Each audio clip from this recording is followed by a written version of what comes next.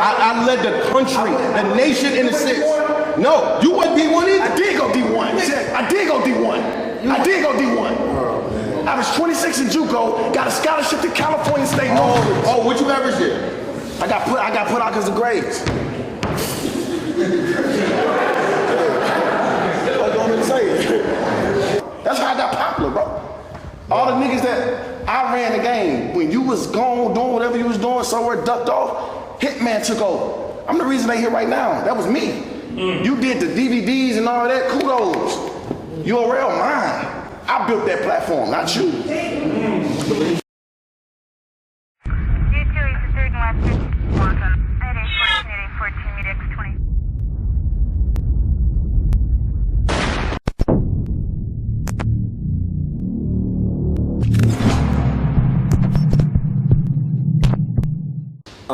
Hitman, I'm gonna start with you. A lot of people will paint this battle as the angler, the strategist versus the performer. But I feel like there's a point in your career, like when you battle bill collectors, Ill Will, and Geechee Gotti's, where you shown other sides to yourself besides just the big performance that people might know you for. So it seems like you added a couple more things into your utility belt. So with people looking at Mook as a strategist and looking at you as a performer, do you feel like you have to fight against that narrative? I mean, yeah, because I showed I was more than that versus Austin. I broke them down, stories, schemes, personals, like I did that in 2010, you know what I'm saying? So I just think it's the only narrative you can push on me. So if there's like, if I really don't got a pen, like it was like a 7 or like, that's the only thing they can say, because I deliver. I got schemes, punchlines, stories, aggressive delivery, anything across the board I do at a high rate. And I've been doing it for 15 years. Somebody like him who ain't really did it that much, it just made me mad that they show him that kind of love when he really ain't that good to me. He really ain't that good to me, man. Hitman has told me this a couple times on the phone, man, that he feels like Mook gets respect that he doesn't deserve and that he's not that good. I don't know if that's how he honestly feels. I always feel like, for the most part, especially when you battle on Hitman's level, that anytime you take a battle, you're going to respect the person to some degree. You know what I'm saying? And you're going to battle them because you respect what they do. There might be a couple opponents like that where you might not really respect their pen and all this kind of stuff. You're just trying to battle them for a situation.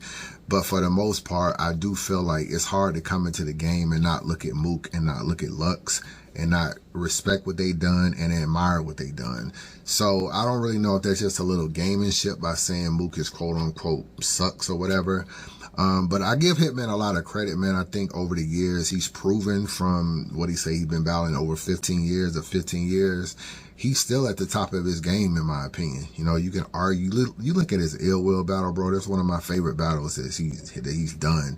And he just did that in 2023, if I'm not mistaken. So it wasn't even that long that you look at like an Arsenal battle early on, 2010 maybe, and you look at them, he was going crazy versus Arsenal, and then you look at Ill Will later and you like, he's still at the top of his game.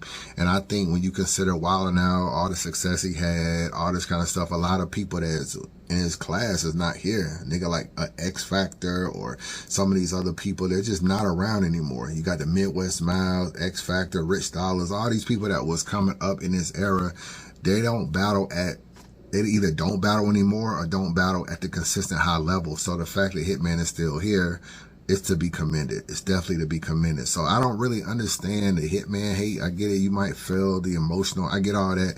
And we'll get into that even in this, you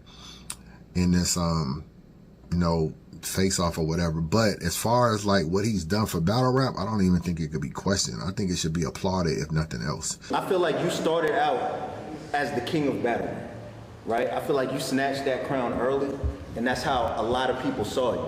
And I feel like with the rise of battle leagues, people were saying Mook can't beat a lot of the new age battlers. And I feel like one of your big turning points was when you battled Tay-Rock and people got a chance to actually listen to your pen. You know what I'm saying? When you say stuff like the garlic dip, hollow tips and stuff like that, and the way you do your internal rhyme schemes, I feel like people started putting more focus on that. So with people looking at you as a strategist, as an angler, but with you also having a meticulous pen, facing against somebody who has arguably the biggest performance in battle rap history, do you feel like you kind of got to rise to meet him at that level, or you feel like you just going to do what you do regardless? Yeah, I'm gonna just do what I do.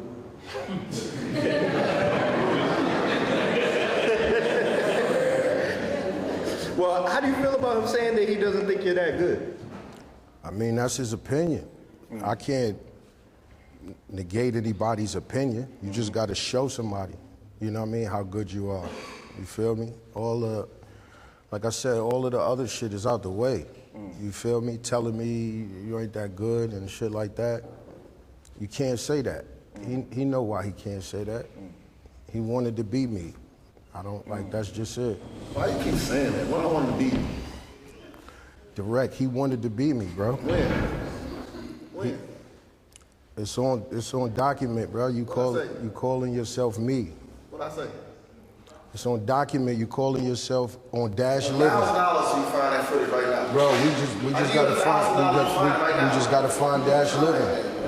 And we gotta find Dash Living. I felt like Direct could have asked some more questions. I know doing face-offs is probably not easy. I keep it real with you. I do wish Direct would have asked more questions and maybe kind of like try to control the environment a little bit more. I think it was a lot of just, you know, we can bet and we can do this and we can do that. You know what I'm saying? And it was a lot of that. And I wish they could just get more into the X's and O's. And if you don't really have, if the host isn't really turning that there or whatever, there's a lot of different questions you could ask to try to spark a different conversation. But, you know, you got Mook kind of like in the beginning, he was kind of like tiptoeing around with his responses or whatever. He wasn't really giving you any real responses like, yeah, I'm just gonna, you know, do me or whatever, and I'll just do me. And he's real calm.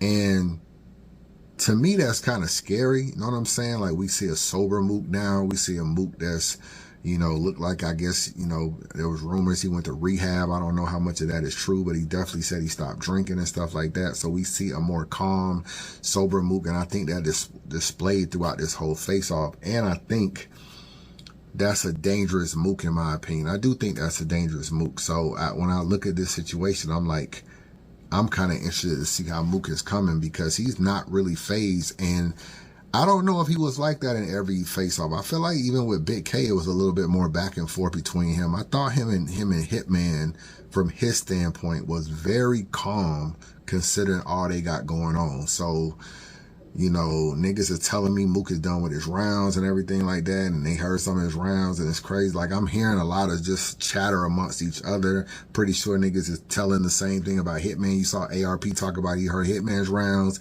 and they crazy. So I guess niggas done wrote what they done wrote, and they just feeling good about their material. I got popular for killing niggas in the state. That's what I do, bro. That's how I got popular, bro.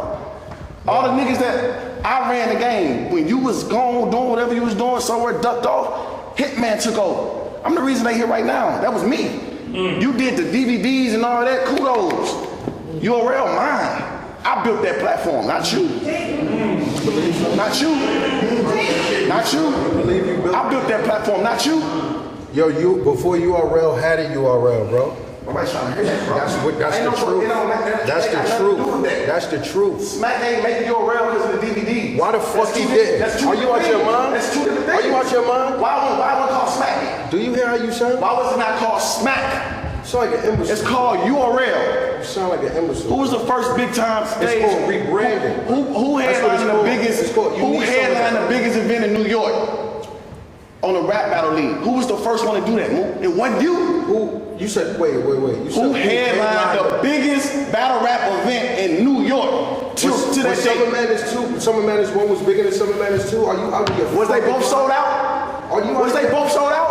Are you out of your mind? Was they both sold out? Were they? Summer Madness. Answer the question. Was they both sold out? I don't know. I know mine was. Bet you don't. I know Summer Madness 2 is the biggest. And Summer Madness 1 came before Summer Madness 2, and guess who?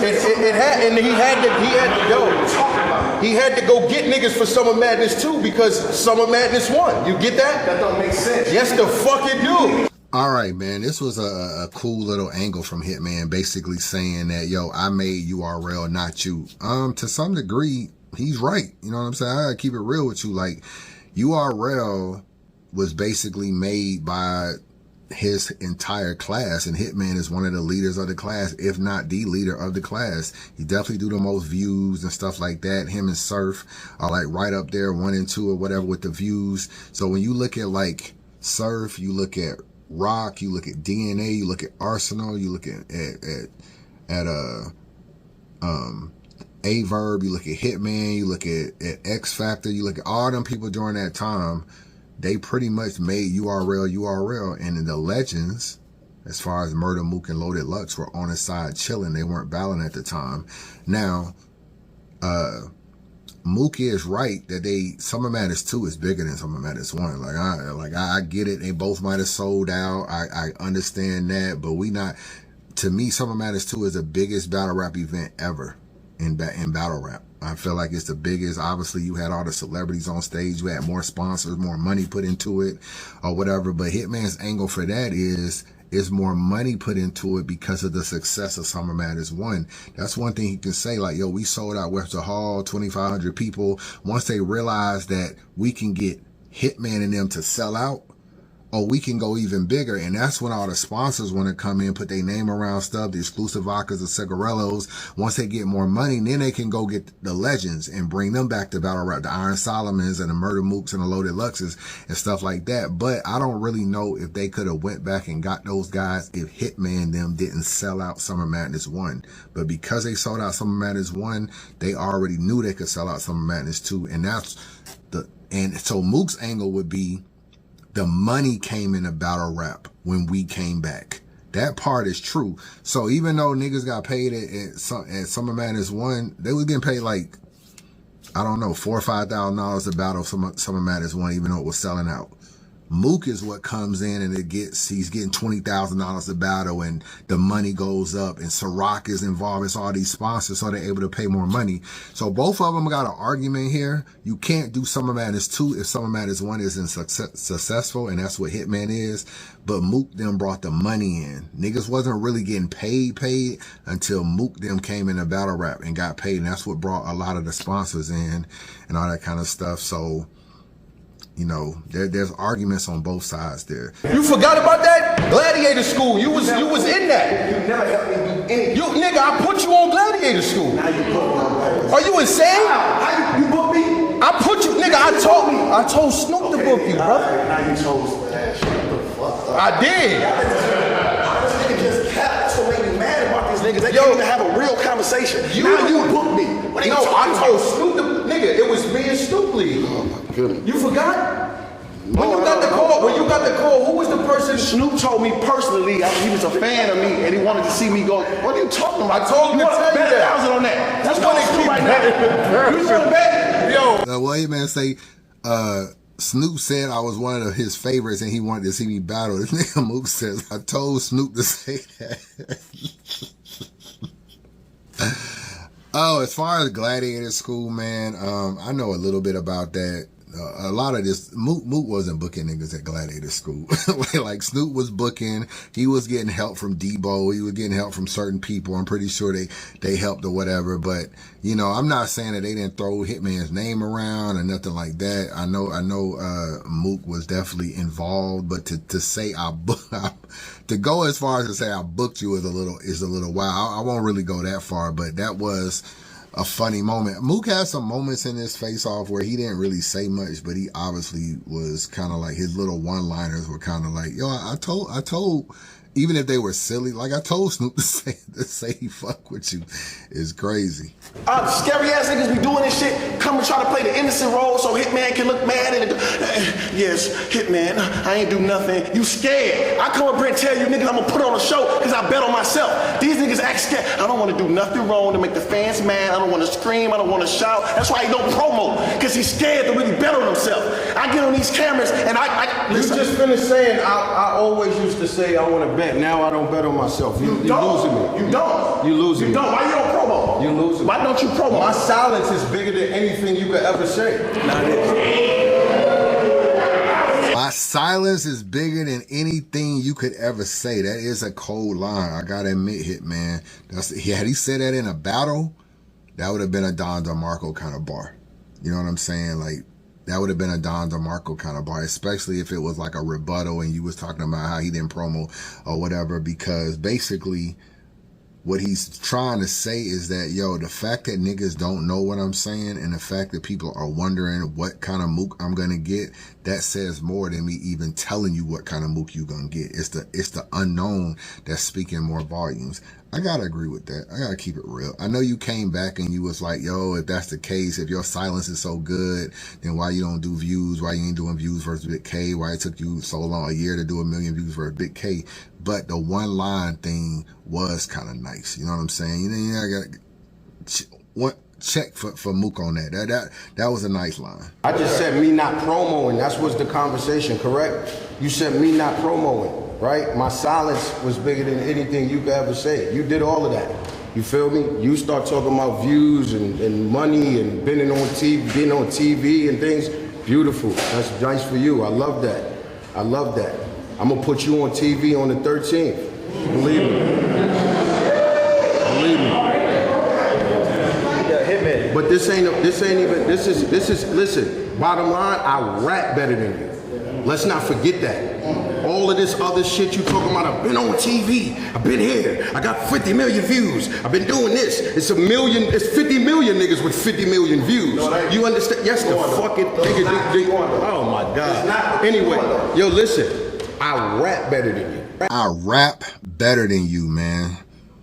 I would agree with that. You know what I'm saying? I'm a big Murda Mook fan. Obviously, me and Hitman are cool. I fuck with Hitman too. Hitman, one of my favorite battlers. You know what I'm saying? Like, he's definitely one of my favorite battlers. It ain't just, I see a Hitman battle, I click, I watch. I respect Hitman because I always feel like he gives you 100%. I can't really look at none of his battles except maybe the conceded battle and feel like this was a lackluster battle. So if he got 30 battles on YouTube right now, that's probably one battle out of 30 where I'm like, we probably could have got a better conceded and a better Hitman. Other than that, the other 29 battles, I'm like, yo, this thing is giving you A+ performances. You know what I'm saying? Or trying to do his best. Like, even if he win or lose, I always feel like the effort is there. So you ain't gonna win every battle. So I'm not worried about the wins and the losses. Is your effort there? Are you choking on stage? Are you prepared? See, Hitman don't do none of that shit. He don't choke. He don't do nothing. He promote. Like you can't really take that away from him. But I'm also a Mook fan. Mook and J Mills, Mook and Serious Jones, all that kind of stuff got me into battle rap. You know what I'm saying? And to me, Mook is one of the best writers. So yeah, I would have to agree that he does rap better than Hitman. He rap better than a lot of niggas than me. One thing I think Mook did a great job at, he did a great job at basically knowing I can't fuck with him in views, I can't fuck with him in money. So I'll diminish that.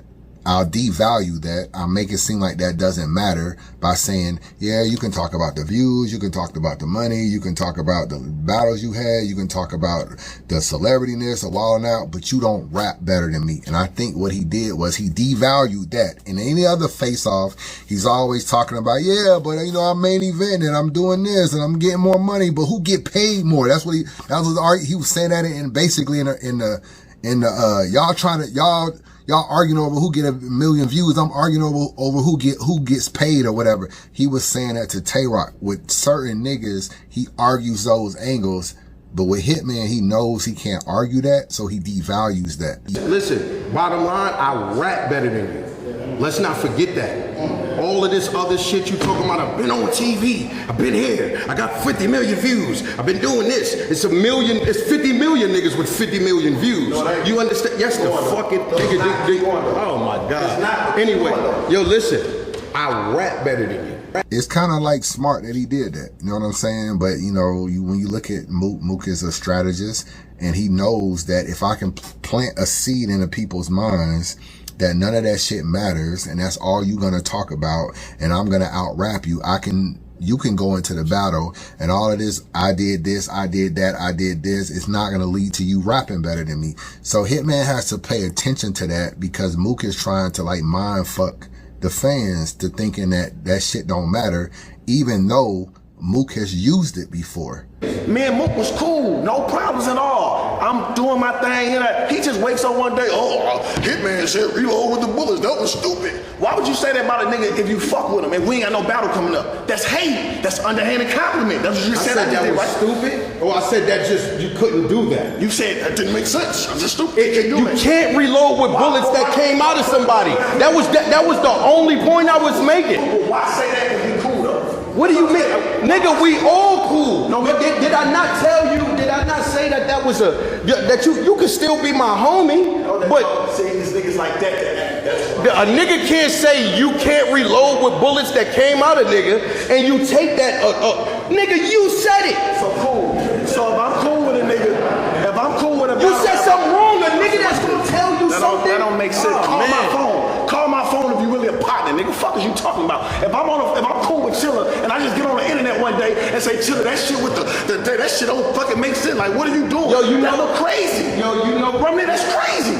You know what? That's looking for mad validity. If I you looking for mad validity over here. Listen, I'm not looking for nothing. I'm telling you what niggas is feeling like. What niggas is, I understand niggas is feeling like this. I get it. All right, let's get into like this start of this whole little beef situation. So I did see the blog where where Mook was kind of like mentioning about you can't reload with the bullets that came out of him. And he was like, that's crazy that Hitman said that. That didn't really make no sense. I disagree that it's hate. I do disagree. It's a critique. I don't think it's hate. It's a critique. And there's a difference between the two. When you get to know Hitman, he's very loyal. He's very, like, Hitman told me something recently that, you know, he was just like, I didn't even want to fuck with a particular blogger because I knew you wasn't really rocking with him. I respect the fact that he even said that to me. You know what I'm saying? He kind of said that to me. Had he messed with this particular blogger, it wouldn't have bothered me per se, but I did respect the fact that he said that. So Hitman looks at loyalty, I guess, a certain kind of way. Mook may look at it like, yo, even though you my homie, I can still critique you, and I might feel like that, and that's a certain kind of way. I feel like Hitman and Mook, I wouldn't necessarily say they're friends. I think sometimes in battle rap, people take the friend stuff a little too much. You know what I'm saying? Like, I don't really know about people being friends. What you are cool. Like, I'm cool. I respect you. I'm cool. I don't know if he knew Mook enough to know he cool. Like, Mook wasn't around like Rex and them, like, cause Rex was still battling and stuff. He battled Mav. He battled different people, battled Verb and stuff. I think him and Rex built up a relationship, and certain people, maybe him and Goods and certain people like that. I don't know if he got to know Mook enough to really say Mook is a friend. So if you're the kind of person that instead of critiquing your friend publicly or making a comment about a particular bar publicly, you're the kind of person that'll call him on the phone, that's cool. There's nothing wrong with that. That's cool. Like, I'm not even mad at that. Maybe I prefer that too. That's cool. But if you are the kind of person that critiques, like, yeah, I don't really understand that blog Vada did. Like, that shit really wasn't hitting on nothing. I'm cool with Vada. If I said it publicly or something like that, then maybe that's Murda Mook's way of thinking. And this is a problem when it's two different people. Mook is from New York. He come from a different kind of era, different kind of way of thinking. He was raised a certain way. Same with Hitman. So these are just two situations that looked at differently. I don't really think a critique is hate. I don't think it's hate at all. It don't mean that that's what I would do. I might call the nigga on the phone or laugh and joke or something. If we really close, I probably won't say nothing publicly about you. But at the same time, I can't say Mook is wrong. I don't really know if they were really, really friends. They might just be battle rap cool. And battle rap cool ain't friends to me. I just feel like niggas just say whatever. So I think they respect each other, but I don't really think Mook necessarily hated. He just critiqued you. And the problem with this is, no matter how Hitman explains it, he's going to look emotional in this situation. He's going to look like, damn, you just got mad at Mook just because he critiques your bar. Like, how weak is that? That shit weak as hell. Like, that's what niggas will try to say at the end of the day. I'm looking at the comments. There's a lot of people in the comment section of this face off, and salute to the face off, because 105,000 views in 9 hours. The face off going crazy. 105,000 views in 9 hours. But it's people in the comment section saying that's not a big deal for them to fall out over, or that's not a reason to not fuck with somebody over that Hitman being emotional. A lot of fans are feeling the same way, and a lot of people feel like if you're gonna fall out, let it be about something serious. Maybe this wasn't serious enough. You really emotional character, G. Not this. That's what I'm saying. What? This right here. This the narrative. You just cut him off talking about, and this one talking about you babying. I didn't cut him off. He was done talking. I didn't cut him off. That's for one. For two. Well, you cut me off. They try to throw these narratives to the crowd about Hitman. He emotional. He this, he that. Anything I just did, everything I do, y'all gonna say I'm emotional, bro. I'm up here selling a fight. How the fuck is that emotional?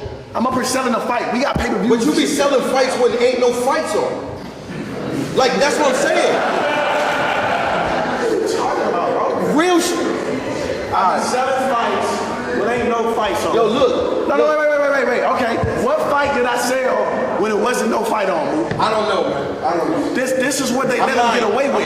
He can say anything, they gonna laugh, but when you break I'm it not down, trying to make nobody laugh. I just say you tried to make him laugh. Did I say you tried to make him laugh? You've been talking to the niggas the whole time. Did I say you tried to make him laugh? Did I say that? Okay, he gonna talk, they gonna laugh, but then a nigga like me gonna ask them what they laughing at. They gonna think about what they laughed at and realize it's dumb as fuck. He just said I sold fights when there ain't no fights to sell.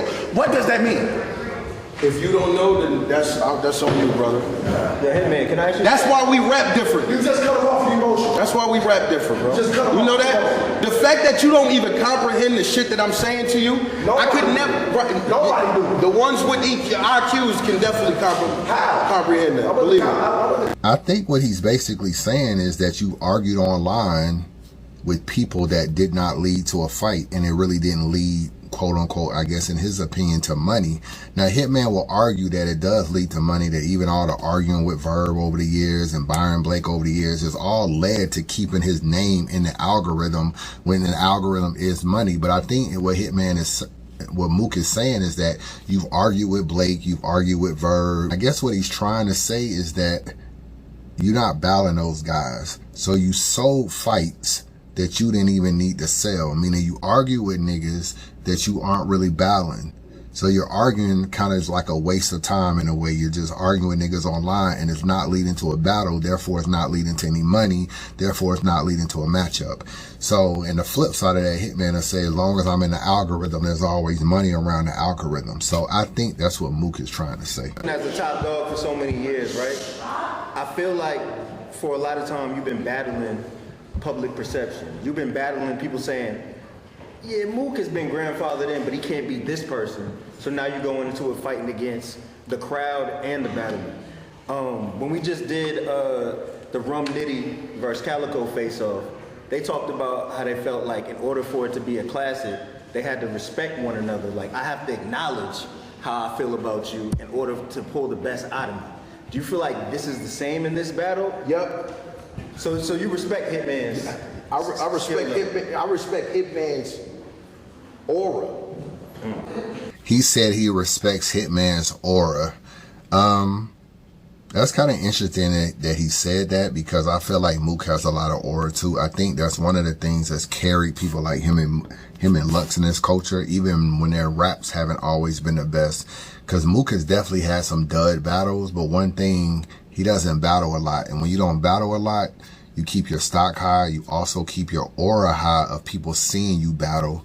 And the nostalgia of seeing Mook after battle one time a year or once every 18 months, that nostalgia keeps their name high, even if Mook went through a little bit of period where a couple of his battles wasn't good. And that's why every time he battles, it's almost like a comeback.